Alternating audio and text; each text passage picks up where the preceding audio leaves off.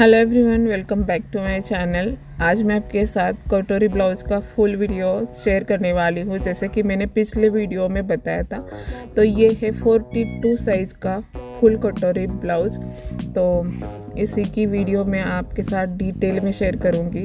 अगर आप खुद अपना ब्लाउज़ बनाना चाहते हो तो बस ये वीडियो देखने से ही आपको कटोरी ब्लाउज़ बनाना आराम से आप सीख जाएंगे।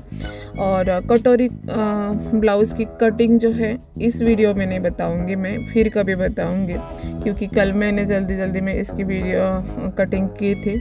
बस टीचिंग का वीडियो मैंने बताया है और पूरा डिटेल में आपके साथ शेयर किया है। एक एक चीज़ बिल्कुल भी स्पीड नहीं बढ़ाया है मैंने, और एक एक चीज़ आराम से आपके साथ मैंने शेयर की है। तो वीडियो जो है फुल देखिएगा। इसी वजह से वीडियो थोड़ा सा लॉन्ग हो गया है।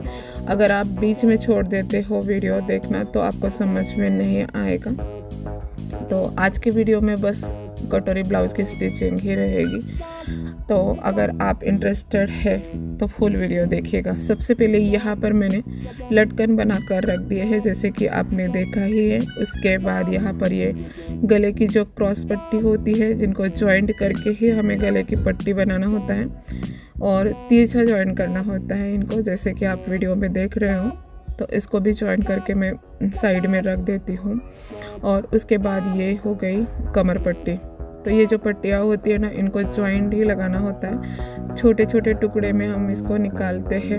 जब कपड़ा कम होता है तो जॉइंट देना ही पड़ता है। तो यहाँ पर कपड़े मतलब कमर पट्टी जो है वो भी बन गई है।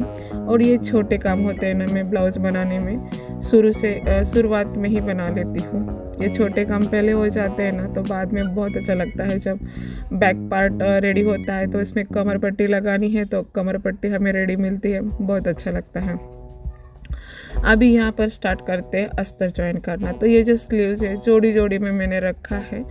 तो ऊपर का एक पार्ट है उसको निकालना है और सीधा उसी तरह से नीचे की तरफ सरका देना है। नीचे वाली स्लीव्स में 2 अस्तर की स्लीव्स है और 2 मेन फैब्रिक के हैं। तो मतलब ब्लाउज़ की जो बॉर्डर है वो सीधी तरफ से ऊपर से हमें यहाँ पर सिलाई स्टार्ट करनी है। तो यहाँ पर ध्यान रखना होता है, मैं गहराई जो होती है फ्रंट पार्ट की तो कटिंग के समय पर ही देती हूँ। तो लेफ़्ट एंड राइट 2 स्लीव्स बनने ज़रूरी होते हैं। तो इनको ध्यान से फ्रंट पार्ट, पहले स्लीव्स में फ्रंट पार्ट आगे की तरफ गया है तो दूसरे स्लीव्स में बैक पार्ट आगे की तरफ आना चाहिए, तब जाके हमारी स्लीव जो है एक लेफ़्ट वाली बनती है और एक राइट वाली बनती है। तो ये बात ज़रूर से ध्यान रखें। और यहाँ पर ना मैंने टिक नहीं की है कि ये फ्रंट पार्ट के है, गहराई वाला भाग है और एक बैक पार्ट का है। तो वैसे गहराई देते हैं ना हम तो समझ में आ ही जाता है। बस ये एक मतलब प्रैक्टिस के बाद ये सब कुछ हमारे दिमाग में आ जाता है। जब आप नई शुरुआत करते हो ना, तो आप यहाँ पर मार्किंग कर लो चॉक से, तब जाके आपके ध्यान में आएगा कि ये फ्रंट पार्ट है और ये बैक पार्ट है। और अगर फिर भी आपको समझ में नहीं आता है तो गहराई जो है स्लीव्स बनने के बाद भी आप दे सकते हो। हर किसी का तरीका अलग होता है। मैं कटिंग के समय पर ही देती हूँ, मेरी आदत है। तो यहाँ पर मैंने फोल्ड किया है कपड़े को, और जब हम फोल्ड करते हैं ना तो जो बीच वाली सिलाई लगाते हैं ना, उस समय पर हमें कपड़े को खींचकर सिलाई लगानी होती है, जो फोल्ड वाली सिलाई होती है।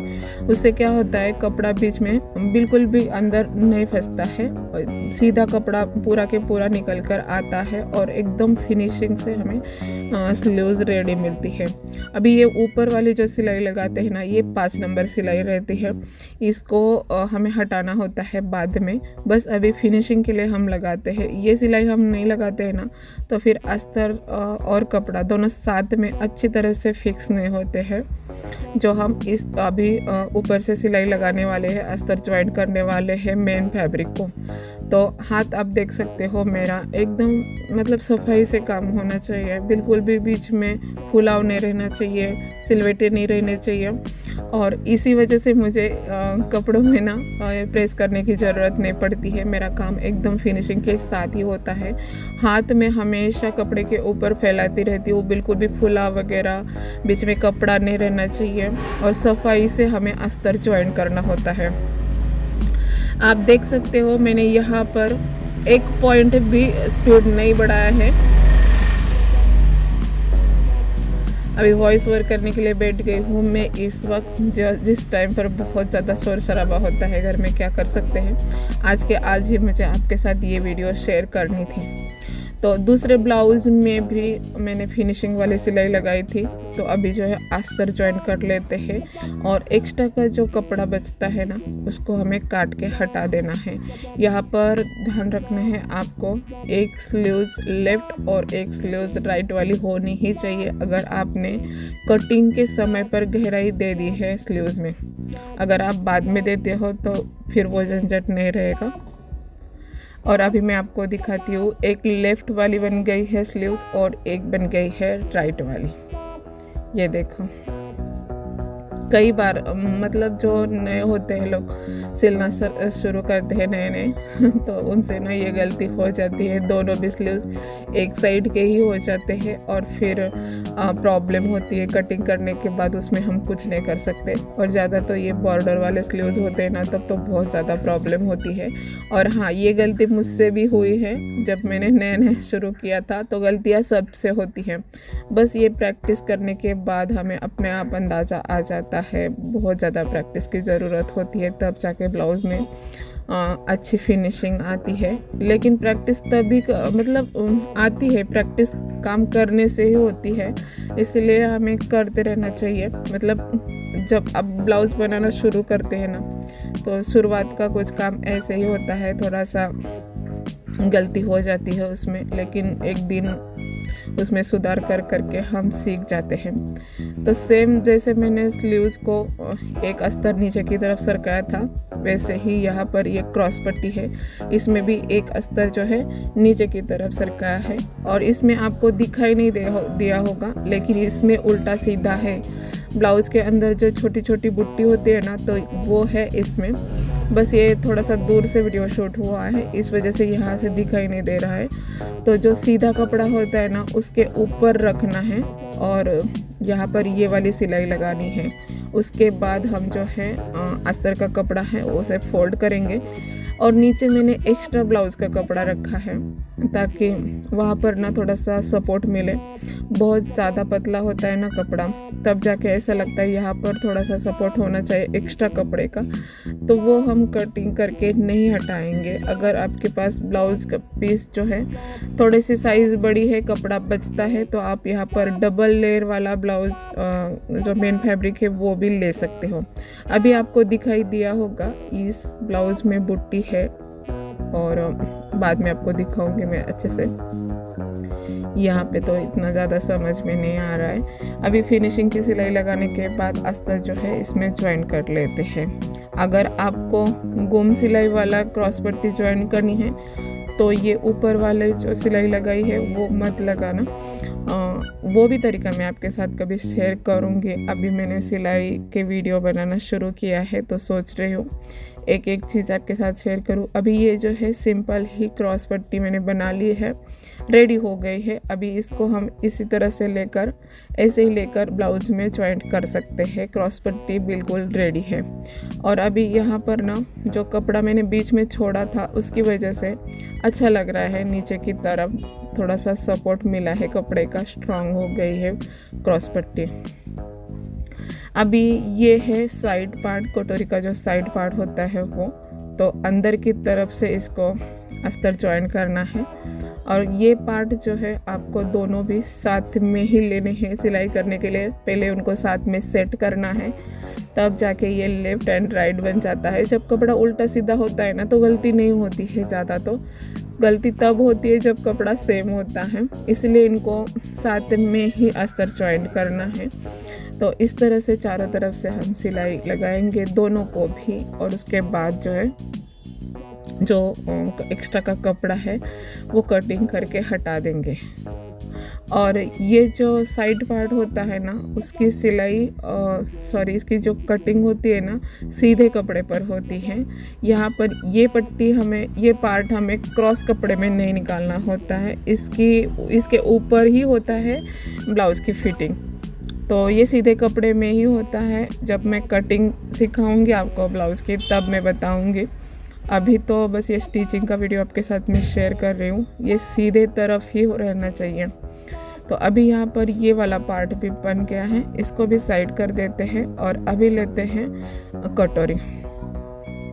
और कटोरी का भी सेम वैसा ही है जैसे साइड पार्ट हमने साइड पार्ट में अस्तर ज्वाइन कर लिया था। दोनों को एक दूसरे के आमने सामने रखना है और उसके बाद ही सिलाई लगानी है। अगर आप नए हो तो फिर यहाँ पर आप पिन लगा कर भी ले सकते हो। मुझे अभी आदत हो गई है तो मुझे ज़रूरत नहीं पड़ती है पिन लगाने की, मैं ऐसे ही अस्तर ज्वाइन कर लेती हूँ। लेकिन अगर आपको प्रैक्टिस नहीं है तो आप पिन लगा कर ले लीजिए और फिर अस्तर ज्वाइन कर लीजिए। बीच में फुलाव नहीं आना चाहिए। हाथ जो है हमारा, हम इस तरह से बीच में रख देंगे तो फुलाव नहीं आता है बिल्कुल भी। और अस्तर ज्वाइन कर लेना है। ज्वाइन करने के बाद जो एक्स्ट्रा का कपड़ा है उसको काट के हटा देना है। जहाँ पर कॉर्नर है वहाँ पर मशीन की सुई जो है कपड़े में फंसाना है अंदर और उसके बाद कपड़े को घुमाना होता है। इसके बाद ही हम सिलाई शुरू करते हैं। मतलब बीच में सुई जो है अंदर कपड़े के डाल लेते हैं, फिर कपड़े को घुमा लेते हैं तो सिलाई जो है परफेक्ट आती है, कपड़ा खींचता नहीं है। अभी कटिंग हो गई है और यहाँ पर मैं तुरंत ही टक्स लेती हूँ। ये हेवी साइज़ का ब्लाउज़ है, इसलिए इस ब्लाउज़ में मैंने ये जो टक्स लिया है 2.25 इंच का लिया है। और हमेशा 2.25 इंच का ही टक्स लेना चाहिए। जो 30 साइज़ का कटोरी ब्लाउज़ है या फिर 32 साइज़ का है तो आप 1.5 इंच का ले सकते हो।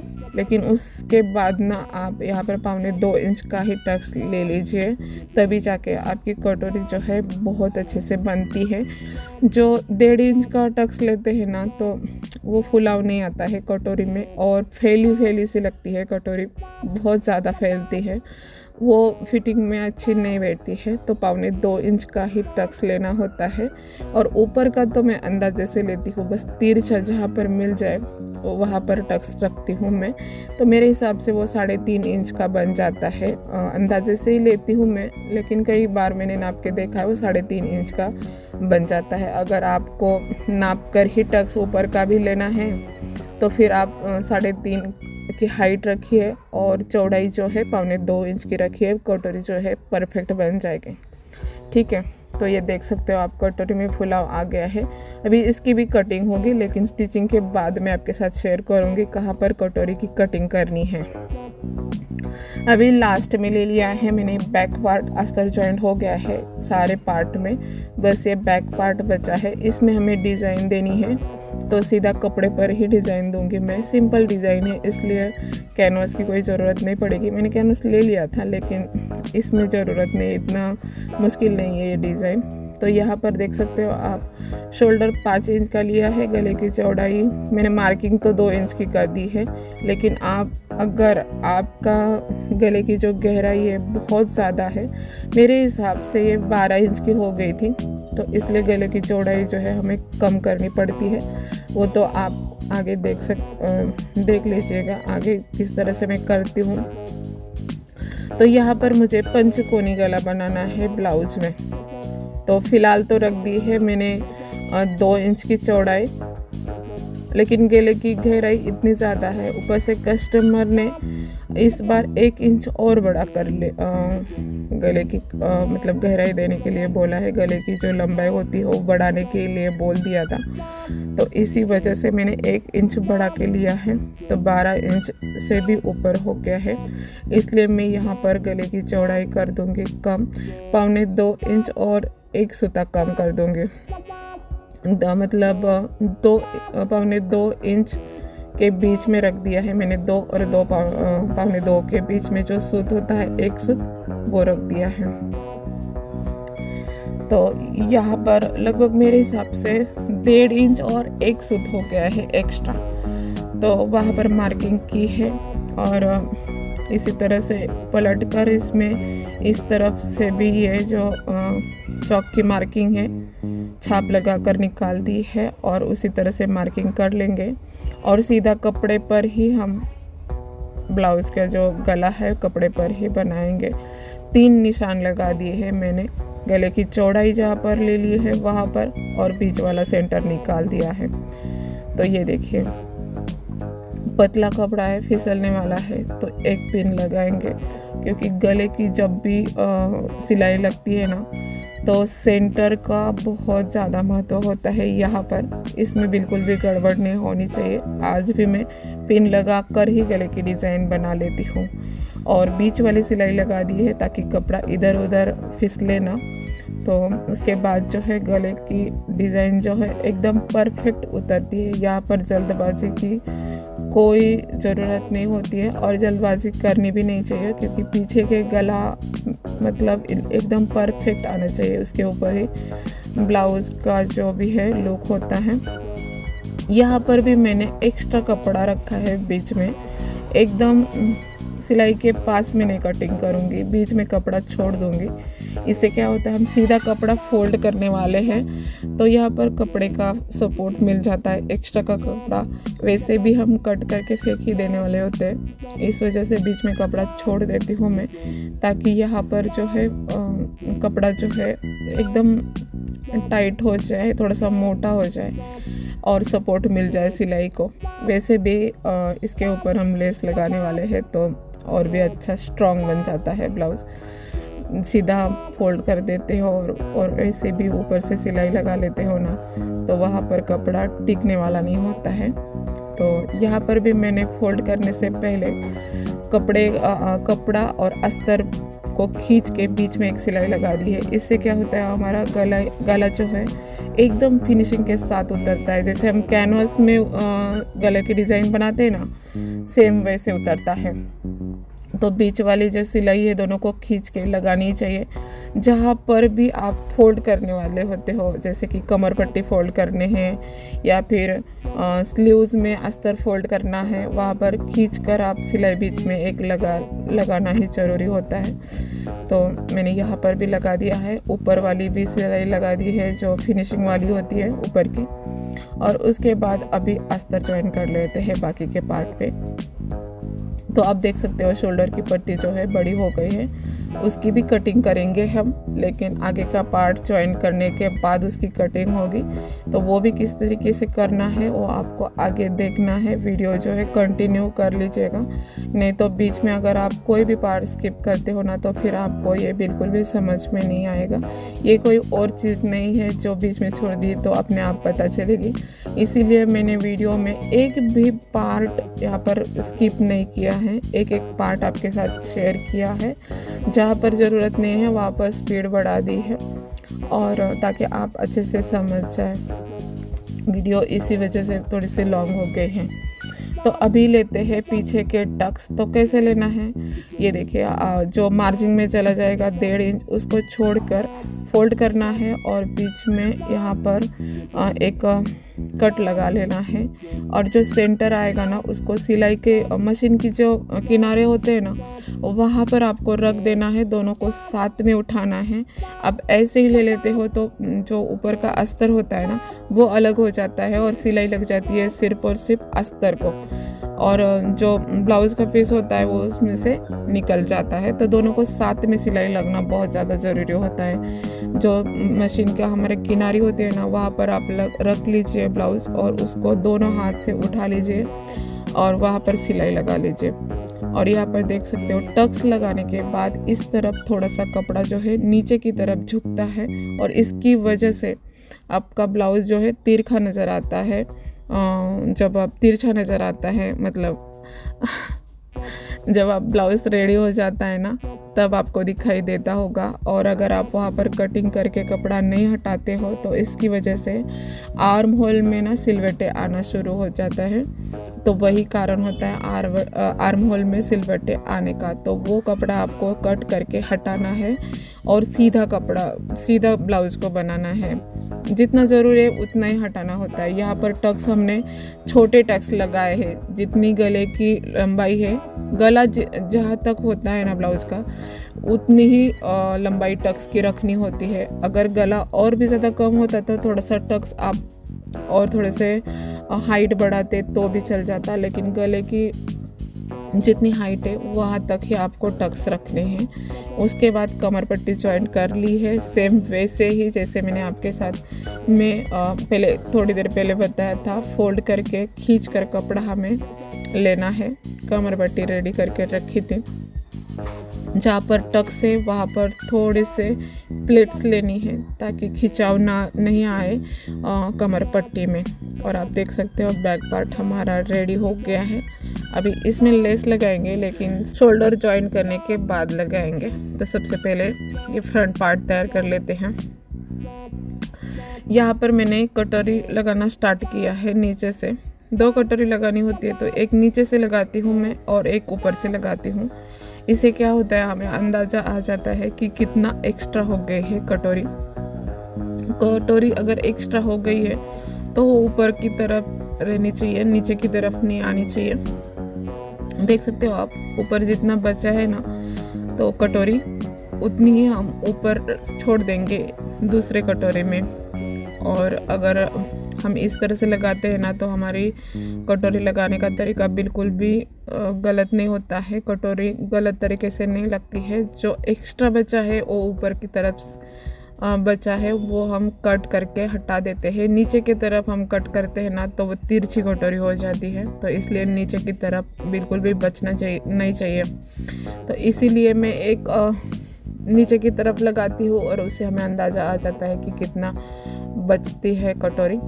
और कटोरी लगाने के बाद हमें इस तरफ आधा इंच कटिंग करके हटाना होता है कपड़ा क्रॉस पट्टी जॉइन करने से पहले। जो क्रॉस पट्टी में सेब आता है ना वो यहाँ पर एकदम फिनिशिंग के साथ बैठता है जब हम कटोरी को आधा इंच काट के हटा देते हैं। तो देख सकते हो आप एकदम परफेक्ट तरीके से कटोरी भी बन गई है, क्रॉस पट्टी भी लगी है। और जितना भी अगर आपको लगता है कि थोड़ा सा आगे पीछे हो गया है या फिर थोड़ा सा सीधा नहीं आया है सामने की तरफ, तो आप कट करके वहाँ से हटा सकते हो। वैसे भी क्रॉस पट्टी जो है मैं कटिंग करते समय ना थोड़ी सी एक्स्ट्रा काट लेती हूँ, क्योंकि हुकाई के लिए भी जाना होता है वहाँ से कपड़ा, तो वो एकदम अच्छे से बैठ जाता है वहाँ पर। एक्स्ट्रा का हम काट करके निकाल सकते हैं। तो दोनों पार्ट हमारे सेम हो गए हैं। बस यहाँ पर जो एक्स्ट्रा कटोरी हो गई है ना उसको कट करके गले का शेप दे देते हैं। गले को तो और एक बार काटना है हमें नाप लेकर। जितना हमें फ्रंट में गला रखना है उसका नाप ले लेंगे और फिर एक बार फिनिशिंग के साथ गले का मार्किंग करके फिर कटिंग कर लेंगे। अभी यहाँ पर हुक आई की पट्टी लगा लेते हैं। हुक की पट्टी तो रेडी है मेरे पास, लेकिन अभी यहाँ पर ये आई बनाने के लिए पट्टी नहीं थी तो मैंने जॉइंट करके पट्टी तैयार कर ली है। और इसमें भी अस्तर जॉइंट करके ही आई की पट्टी बनाएंगे, सेपरेट कपड़े की पट्टी नहीं बनाएंगे। जो ब्लाउज़ का मेन फैब्रिक होता है वो पतली होती है कपड़े की, मतलब इतना ज़्यादा अच्छे से स्ट्रॉन्ग नहीं बनती है। अगर आप अस्तर के साथ जॉइन करके पट्टी लगाएंगे ना तो वो टिकने में बहुत ज़्यादा दिन टिकता है ब्लाउज़ में पट्टी। और इस तरह से अंदर की तरफ जो आई की पट्टी होती है अंदर की तरफ इस तरह से सिलाई लगानी है। नीचे की तरफ हमें फोल्ड करना है, एकदम ब्लाउज़ में कस के फोल्ड करना है। उसके बाद देख सकते हो आप फिनिशिंग के साथ इसको ऊपर से एक बार फोल्ड करना है। और लास्ट में जो है जो मेन सिलाई होती है जॉइंट करने के बाद उसके ऊपर हमें ये वाली सिलाई लगानी है।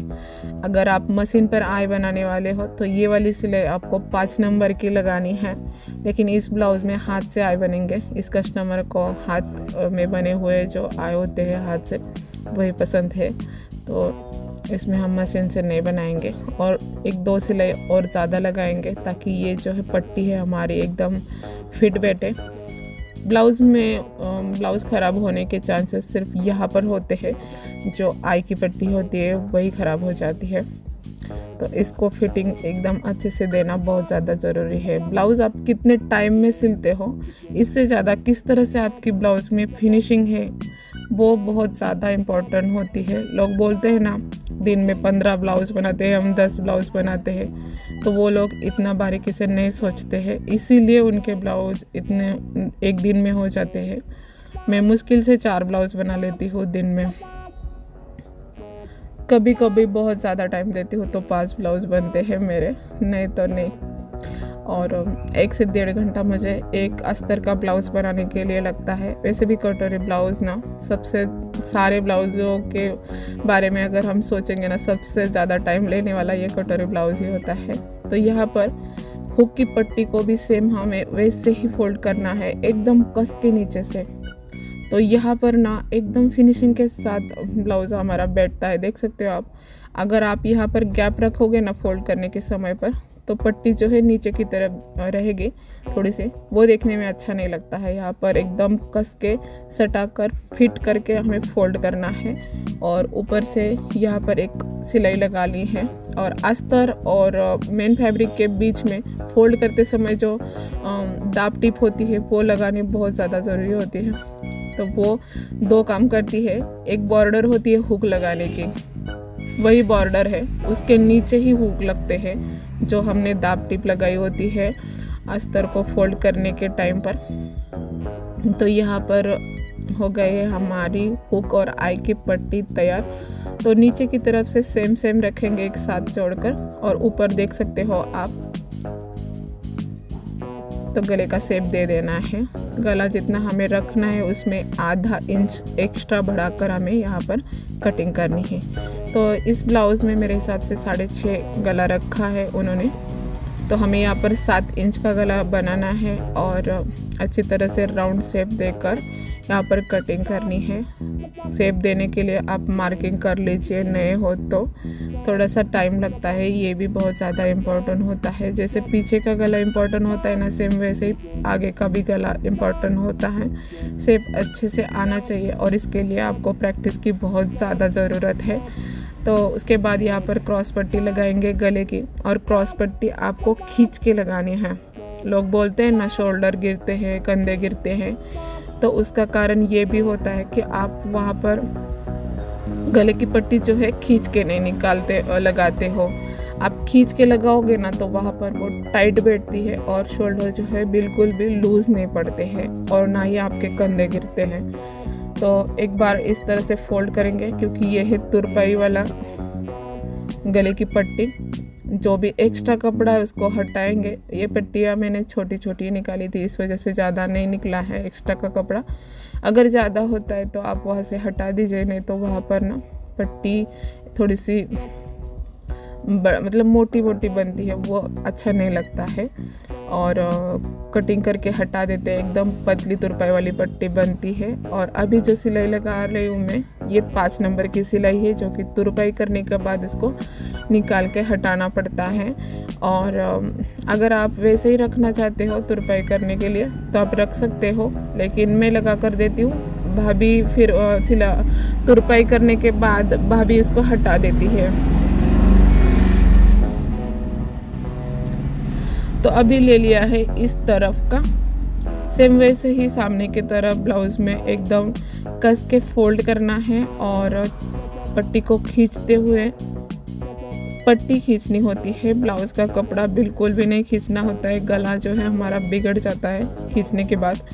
बिल्कुल भी ब्लाउज़ को नहीं खींचना है, बस पट्टी खींचनी है। जैसे ब्लाउज़ का शेप है उसके ऊपर घुमा के हमें सिलाई लगानी होती है, और उसी के ऊपर होता है आपका गले का शेप जो पहली सिलाई लगती है। उसके बाद ये फोल्ड वाली सिलाई लगाएंगे, एक्स्ट्रा का कपड़ा इसका भी हटाएंगे। पीछे का गला जो है रेडी है, तो इसीलिए हमने सिर्फ और सिर्फ आगे के पार्ट को सेपरेट गला बना लिया है। तो अभी ये ऊपर वाली 5 नंबर की सिलाई लगाएंगे। यहाँ पर तुरपाई करने के बाद ये वाली भी सिलाई हटानी है, और ये जो फोल्ड वाली सिलाई है ना, ऊपर की तरफ ही लगानी है। बिल्कुल भी अस्तर का कपड़ा ऊपर नहीं दिखना चाहिए, बिल्कुल नहीं दिखना चाहिए। तुरपाई के बाद ये जो सिलाई होती है हटानी होती है। लेकिन ये इस ब्लाउज़ में मैं लेस लगाने वाली हूँ, देखते हैं अभी कहाँ तक रहेंगे। और आप देख सकते हो सामने की फिनिशिंग बिल्कुल अच्छी बनी है। फैली हुई कटोरी अच्छी नहीं लगती है, बस कटोरी में फुला होना चाहिए, जो कि 1.25 इंच का टक्स लेने के बाद ही आता है। बहुत अच्छा बैठता है फिनिशिंग में ब्लाउज़। बस टक्स जो है उसकी ऊंचाई ज़्यादा नहीं लेनी चाहिए, नहीं तो फिर वो नोक निकलते हैं। और वो देखने में अच्छा नहीं लगता है।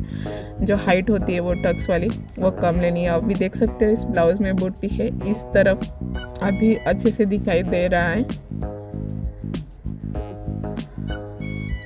अभी यहाँ पर मैंने जो मेन ब्लाउज़ है नाप के लिए दिया है, उसको देखकर कमर की जो पट्टी है वो मतलब वो मेजर करके ही मेजरमेंट लेकर ही मैंने कटिंग कर दी है। एक्स्ट्रा का जो भाग होता है सामने के पार्ट में, दोनों पार्ट मैंने सेम कर लिए है। और उसके बाद यहाँ पर शोल्डर जॉइंट करने के लिए आई हूँ।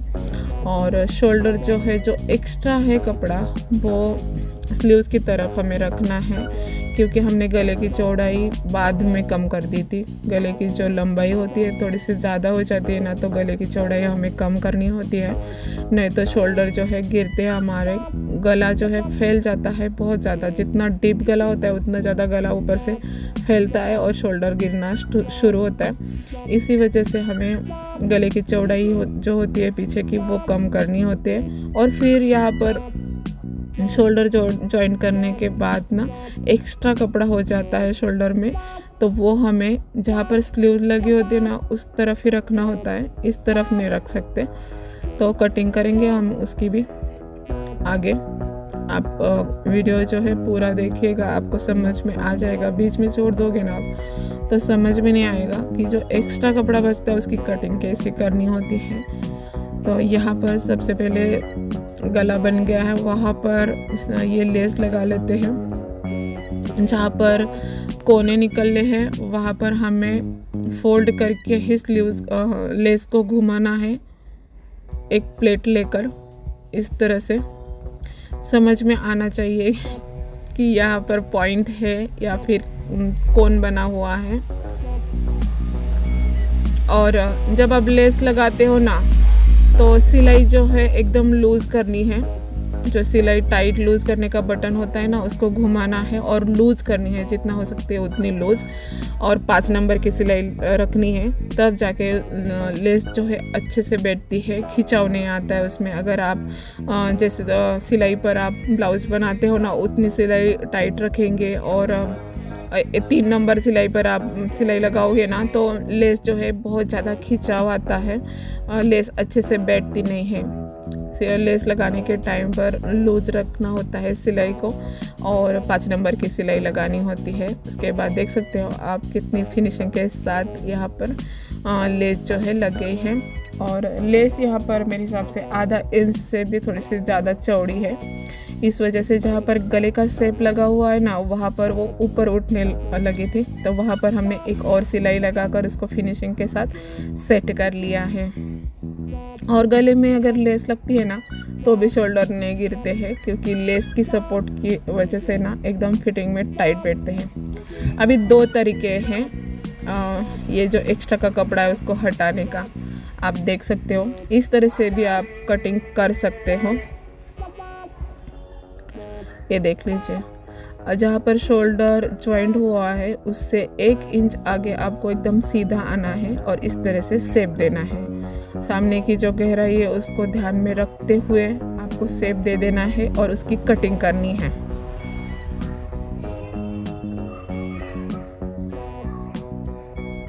ये हो गया एक तरीका।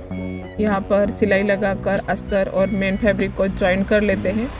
अगर आप लूज़ रखोगे तो आगे पीछे हो जाएगा, स्लीव्स जब आप जॉइंट करोगे तो वो समझ में नहीं आएगा। और ये एकदम सीधा हो गया, एक ये तरीका हो गया। और दूसरा तरीका मैं आपको बताती हूँ, ये सिंपल है और आसान है। एक पट्टी ले लेनी है और यहाँ पर देख सकते हो एक सीधी लाइन लगानी है और यहाँ पर कटिंग कर लेनी है। यही आसान तरीका है, लेकिन मैंने दोनों भी आपके साथ में शेयर किया है। तो यहाँ पर कटिंग हो गई है और अभी लगाएंगे स्लीव्स। स्लीव्स लगाने से पहले नीचे का जो पार्ट होता है ना उसको भी एक बार देख लीजिए दोनों सेम है या नहीं है, नहीं तो फिर स्लीव्स की जो ऊपर नीचे हो जाती है स्लीव्स जहाँ पर जॉइंट होता है वहाँ पर, और फिनिशिंग वाली सिलाई वहाँ पर हम अच्छे से नहीं लगा सकते। सेंटर में हमने स्लीव्स को अटैच किया था और फिर इस तरह से पकड़ कर हमें ले लेना है। जहाँ पर भी स्लीव्स रुकती है वहीं से स्टार्ट करना है। अगर स्लीव्स में डिज़ाइन है तो आप सेंटर से ही स्लीव्स लगाना शुरू करें। इसमें कोई डिज़ाइन वगैरह नहीं है, इसलिए मैंने यहाँ पर ऐसे अंदाज़ा निकाला था पहले और वहाँ से सिलाई लगाना शुरू किया है। तो स्लीव्स थोड़ी सी कम पड़ गई थी। हम जो ब्लाउज़ का पार्ट है वो काट के नहीं हटाएंगे, स्लीव्स को छोड़कर ही ये ऊपर वाली सिलाई लगाएंगे और फिर उसके बाद फोल्ड करके और इन दोनों पार्ट को अच्छे से पकड़ कर ही ऊपर वाली भी सिलाई लगाएंगे। कहीं पर भी झोल नहीं आना चाहिए, ना ही कहीं पर जो सिलवटे आते हैं ना वो नहीं आना चाहिए। और फिनिशिंग के साथ कपड़े को सेट करके हमें यहाँ पर भी काम करना होता है। और ये थोड़ा सा मतलब प्रैक्टिस होती है ना, एक वक्त के बाद ना ये अपने आप हमारे ध्यान में आ जाता है। जब हम काम करते हैं ना, अपने आप समझ में आता है कि यहाँ पर किस तरह से रखना है। और जहाँ पर शोल्डर जॉइंट हुआ है ना, वहाँ पर स्लीव्स लगाने के टाइम पर ही हम प्रेस बटन लगाने के लिए जो पट्टी बनाते हैं ना, तो उसको सरकाना होता है। वो भी हो गया है, मैंने आपके साथ शेयर तो किया है लेकिन बताया नहीं है। स्लीव्स लगाते समय ही वो वाली पट्टी शोल्डर में जो सेंटर होता है ना, वहाँ पर सरकानी होती है नीचे की तरफ। तो अभी इस तरफ भी मैंने फिटिंग वाली नहीं है ये सिलाई, जॉइंट वाली सिलाई लगा दी है। ऊपर से ये वाली सिलाई लग गई है। अभी यहाँ पर ना फिटिंग की सिलाई लगानी है, तो इसलिए मेजरमेंट लेकर ना कमर पट्टी को ज्वाइंट करना होता है। और जितना भी एक्स्ट्रा बचता है ना, उसका 4 फोल्ड करके जितना निकलता है माप, वो कमर पट्टी में लगाना होता है। वो भी मैंने यहाँ पर दिखाया था, लेकिन पता नहीं कैमरा ऊपर लगा हुआ है, मेरे समझ में नहीं आया कि वो कैमरे में आया ही नहीं है। और उसके बाद चेस्ट का जो है चौथा पार्ट लेना है। यहाँ पर मैंने 10.25 इंच लिया है, क्योंकि 10.5 लिया है, क्योंकि 42 साइज का है।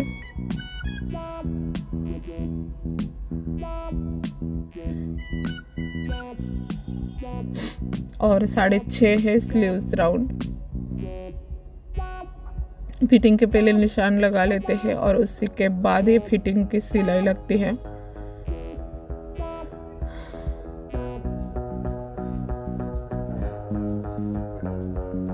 दो 3 सिलाई लगाकर छोड़ देती हूँ मैं।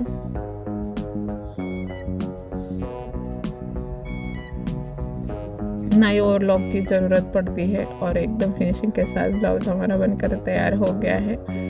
और लास्ट में अभी यहाँ पर जो हमने स्टार्टिंग में ही लटकन रेडी करके रखे थे, उनको लगा लेते हैं। 2.5 इंच के दूरी पर लगाने हैं। अगर आपने शोल्डर जॉइंट किए है तो आप 2.25 इंच पर लगा लीजिएगा।